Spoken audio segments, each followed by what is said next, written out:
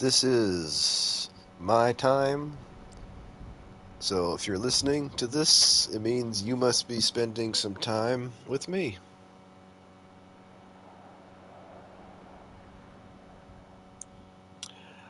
I use this time to relax and unwind and have some me time as I talk about things that are relevant to my life.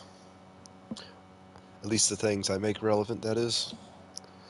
And I'm learning that as I go about life, the relationship you have with yourself is ultimately the one that sustains you, and the level of interaction you require with others before you suffer potential mental and other things that aren't exactly fun to deal with. Depression, anxiety, physical anxiety.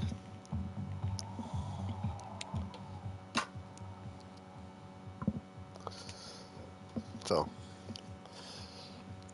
here we are. Oh, yeah. I'm going to turn on some music. So, I want to talk about something that's kind of been on my mind since I watched it this morning. I wasn't expecting to watch a M. Night Shyamalan film this morning. I didn't think he. I mean, I knew he was still making films. He's such a hidden gem, and you don't hear about his movies that much. But I actually really like his movies. Um, each one of his movies kind of is a fun theatrical piece on humanity that's just profound. His movies are always profound, and they always lead to profound reflection.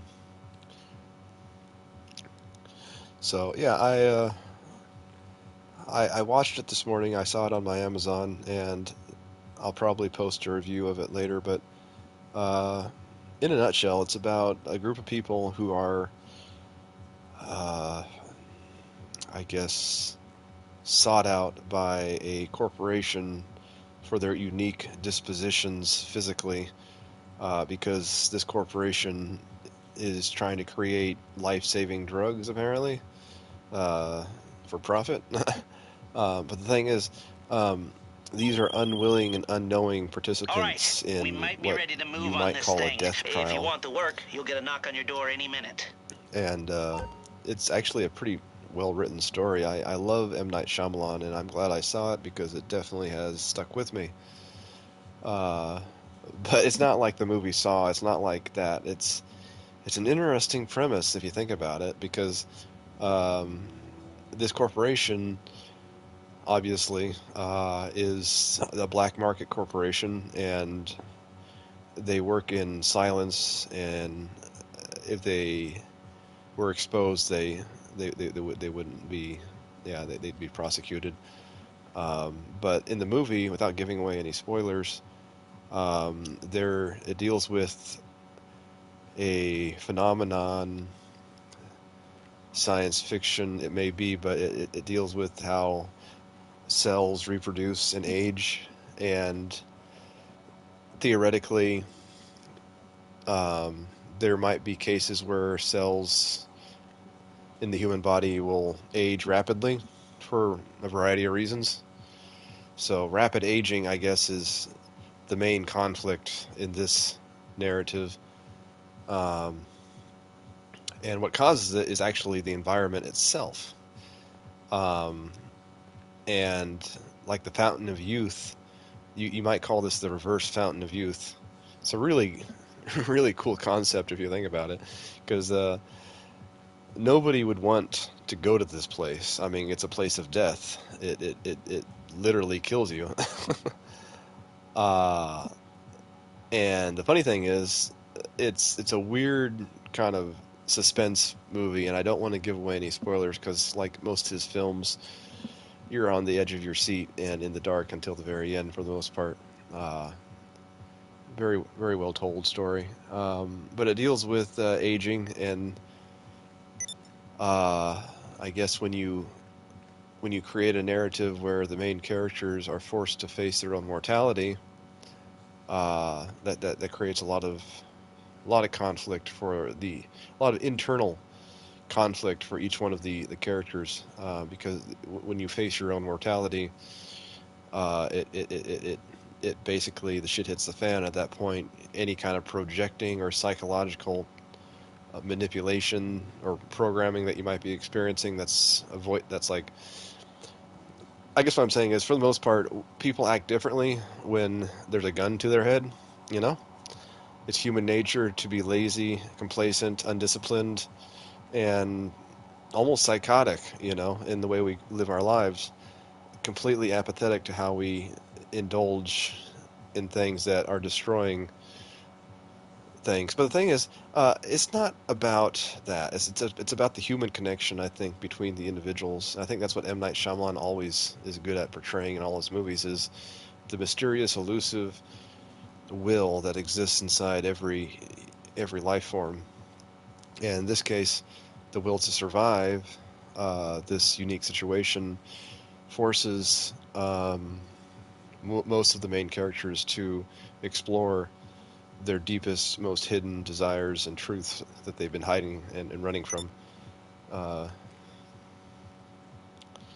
anyways, it was a really good movie, and I highly recommend it if you're looking for a suspense thriller that deals with death and suspense. And like most of M. Night Shyamalan's movies, it's not some grand hero's journey where you get to see a person be born, live, and die, and experience a lot of conflict and relationships along the way. It's not some happy. It's not a happy ever after story. Uh, it's a story. Uh, it's a story of profound uh, greed, I guess you would call it, because that's ultimately what created the situation. There was a group of people that found a unique spot on the world, kind of like a reverse fountain of youth, and they thought how to exploit it, how to make money, how to use it, you know, something so crazy like that.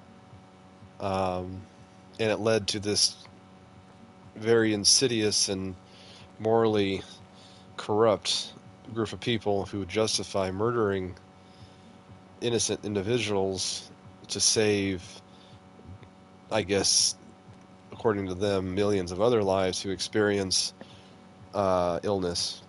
Now, here's my problem with this whole scenario. Regardless of whether it's possible or not, it doesn't really matter.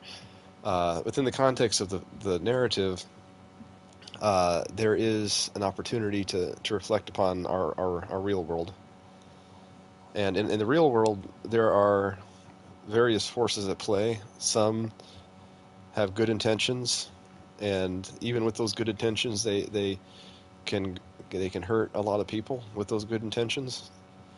So I don't think I think if anything, intentions are not important in the grand scheme of things. You may intend to do one thing or another, but like I said, in this movie, in a lot of narratives, when you're forced, if you really think throughout history and through all the stories that stuck with you, what would have happened if the main characters in the stories that you love and grew up with were forced with their mortality at the beginning of their stories? It wouldn't have given them a chance to explore their potential along the way. Uh,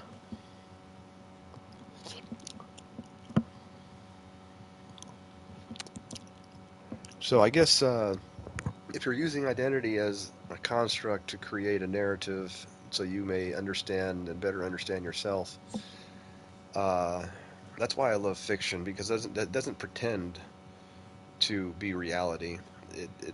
Fiction uses lies to paint a picture of truth. Uh, and what that means is, I think, is you can make correlations and draw conclusions if you have the ability to expand your mind and think critically about your own life and how you would respond in these stories. If you can put yourself in the main character situation and ask yourself, how would I respond? If I had chose that life, if I had chose whatever the main character had chosen. So But yeah, it's a sad story. If I was to rate this movie old, M. Night Shyamalan, I don't know. It's hard to rate movies in general, but I would give all his movies a 10. And that's just because that's what I genuinely believe. I think every one of his movies is priceless. In my opinion, he is the best director next to Steven Spielberg, M. Night Shyamalan. I mean, he did The Sixth Sense. A lot of people don't like some of his movies, but I like them all.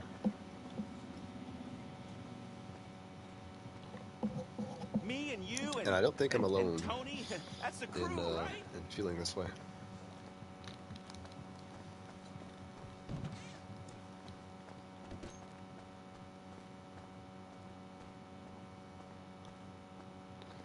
So I'm gonna get in my safe $25,000.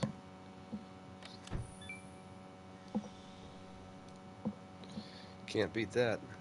Oh look, and I have some kind of action figure in there. That's funny. What is that? Yeah, I collected some kind of action figure. And some whiskey and whatever down there.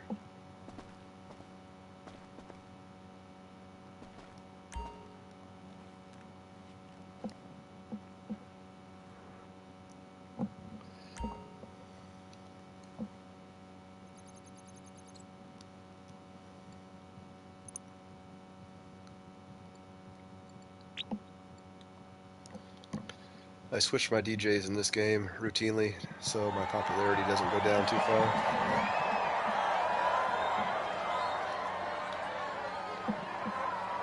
Oh man. Between the food poisoning I got today, I'm gonna try to go to bed early tonight.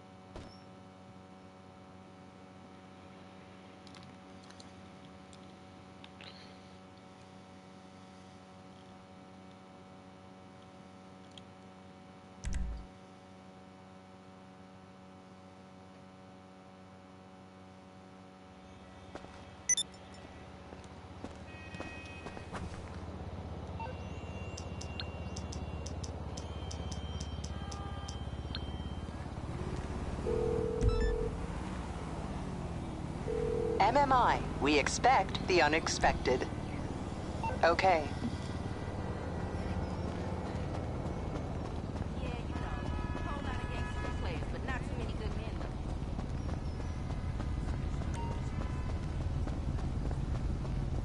though. Everyone says all true artists are dead, but that's bullshit.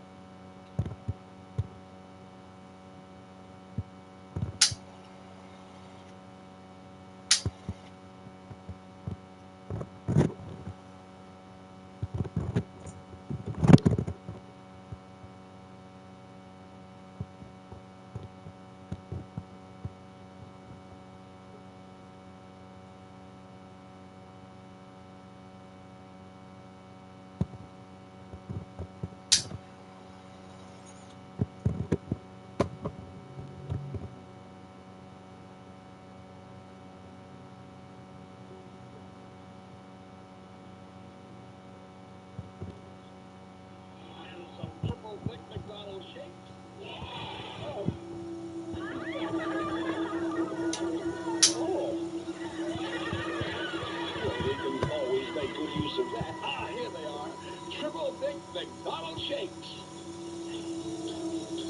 Why, they're empty. Hey, you sure can get a lot in these bags, can't you?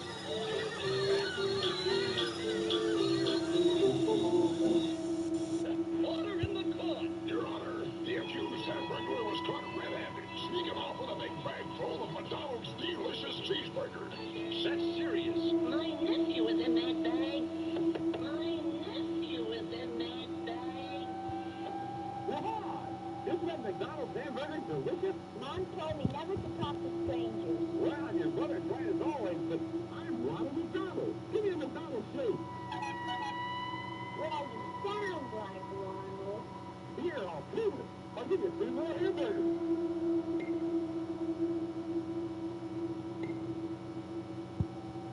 I know, you're not supposed to accept gifts from strangers either. But you're no stranger. You really are Ronald McDonald.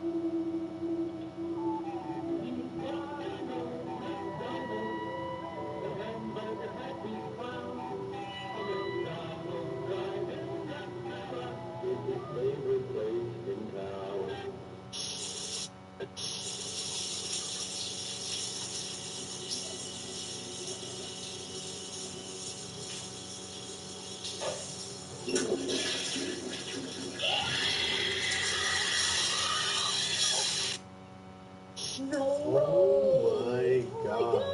How long has it been? We are rather soon going to be faced with a world that has billions of people who do not have the skills to leverage AI. Some of them will be necessary for a time. You're going to need plumbers. But this is also not a long-term solution, because not only are there not enough of those jobs, but of course we have humanoid robots that, once imbued with AI capacity, will also be able to take, they'll be able to crawl under your house into the crawl space and fix your plumbing. So what typically happens when you have a massive economic contraction that arises from the fact that a huge number of people are out of work is that the elites start looking at those people and thinking, well, we don't really need them anyway. And so the idea that this AI disruption doesn't lead us to some very human catastrophe, I think, is overly optimistic, and that we need to start preparing right now. What are the rights of a person who has had whatever it is that they've invested in completely erased from the list of needs? Is that person responsible for not having anticipated AI coming? And is it their problem that they are now starving and they're being eyed by others as, a useless eater? We are rather soon going to be faced with a world that has billions of people who do not have the skills. Stop letting... I never seen you looking so lovely as you did tonight. I never seen you shine so bright.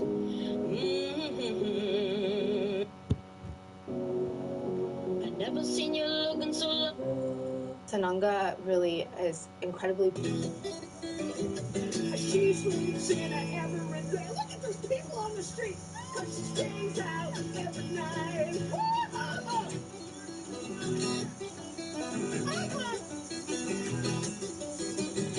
She drives me away too fast and she blows me every night.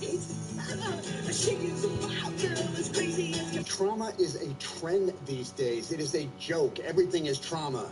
Arguing with a friend is trauma. Getting bad grades is trauma. They need to grow up. Trauma is a trend these days. It's just a pin, and you put it around your neck. Have you ever wondered why the scapegoat child always seems to be the one who actually has the best heart? In a narcissistic... If you feel an AI... In Hawaiian... I tested... introducing the black... People keep saying the... I tested through... In Hawaiian... AI. If you feel an itchy... Narcissistic family, the scapegoat isn't chosen at random. The narcissistic parent handpicks them. This child is often deeply empathetic, honest to a fault, and genuinely cares about doing what's right. Those qualities should be valued, but to the narcissistic parent, they're dangerous because they know this child will be much harder to control or manipulate. So they start early, blaming this child for anything and everything that goes wrong, whether it's fair or not. And over time, they quietly influence the rest of the family to see the scapegoat the same way, creating a group mindset where criticism and blame are automatic. The goal is simple: break down the one person most likely to see through the dysfunction and make sure the rest of the family joins in. Have you ever wondered why the scapegoat child always seems to be the one who actually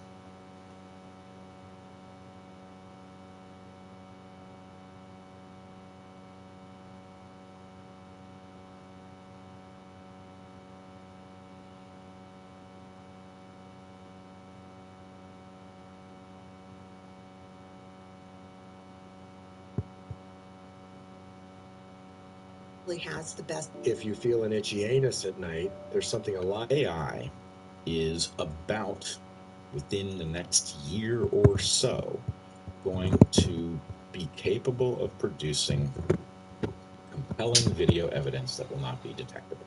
That is going to create, first, a radical increase in the rate of proliferation of cognitive universes that we are forced to keep alive.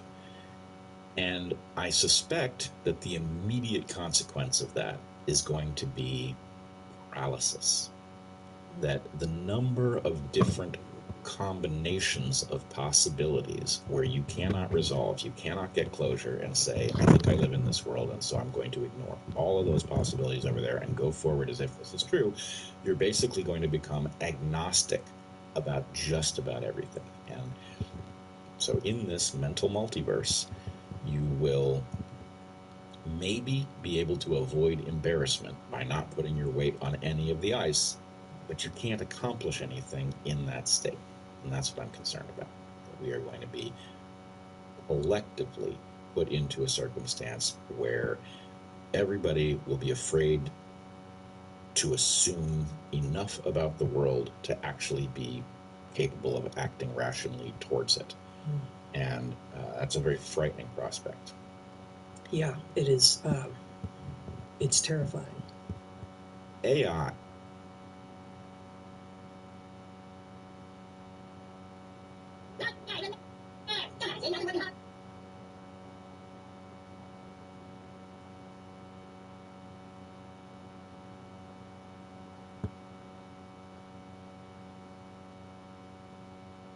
Go.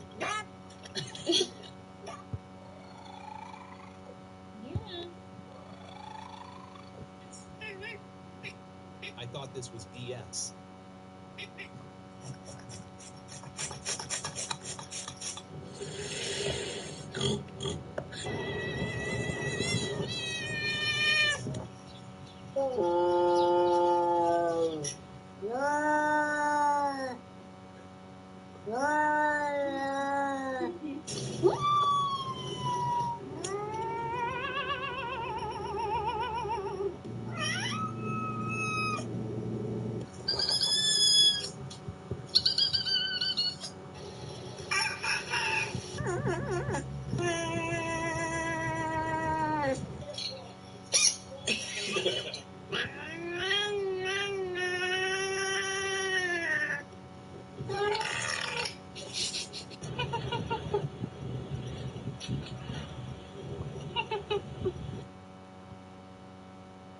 I thought this was BS. Then I felt it kick in.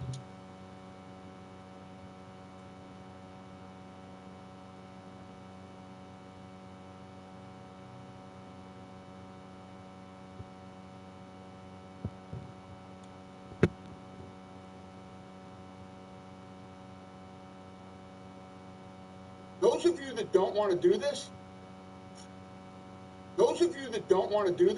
don't do it. Nobody's asking you to do this. Nobody's trying to make you do this. Do whatever you want. Stick with your doctor and good luck to you. But I'm going to tell you this. A narcissist wants to control every aspect of your life. So get this, they will have something to say about every morsel that you put in. Hey, it's your friend Mel, and I've noticed that disrespect is on the uptick, and there are 6 subtle ways that people are disrespecting you, and here they are. Number 1, someone's constantly talking over you. This can happen at work, it can happen in your family, it can happen with the person that you're dating, it can happen with friends.